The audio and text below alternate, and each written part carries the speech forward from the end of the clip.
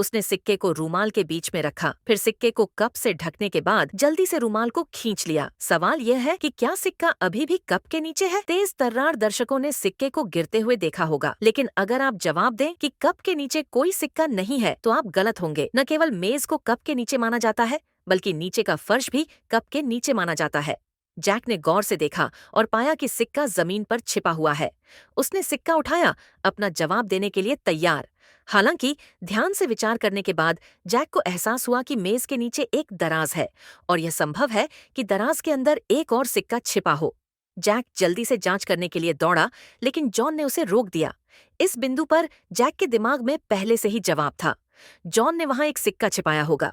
इस तरह जॉन ने जैक के शक का फायदा उठाया और प्रतियोगिता का पहला राउंड जीत लिया। लेकिन इससे जैक को बहुत गुस्सा भी आया। जैक ने गुस्से में अपना दाहिना हाथ उठाया और अपनी विशेष क्षमता को सक्रिय किया, जिससे कमरे का तापमान तुरंत बदल गया। खिड़कियां पल भर में जम गईं और इस माहौल में जॉन ठंड से कांप रहा था।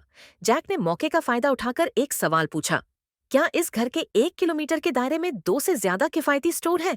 जॉन यहाँ पूरे 10 साल से रह रहा था और आसपास के सभी सुपरमार्केट को अच्छी तरह जानता था। ध्यान से याद करने के बाद जॉन ने पूरे विश्वास के साथ जवाब दिया कि 2 से ज्यादा है। हालांकि राक्षस रेफरी ने कहा कि जॉन का जवाब गलत था।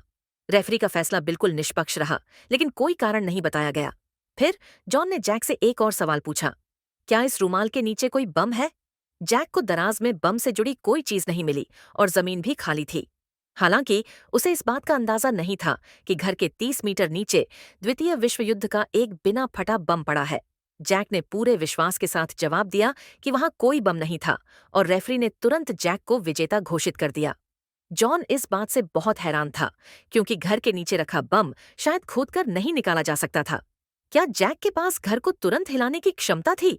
जॉन ने जल्दी से अपना लैपटॉप चेक किया और पाया कि वह चार्जिंग मोड से बैटरी मोड में बदल गया था।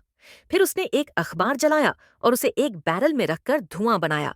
स्मोक अलार्म तो बच गया, लेकिन आग बुझाने के लिए इस्तेमाल किया जाने वाला पानी बाहर नहीं निकला। अब जॉन को यकीन हो गया, जैक की खास क्षमता घर की भौगोलिक स्थिति बदलने की थी।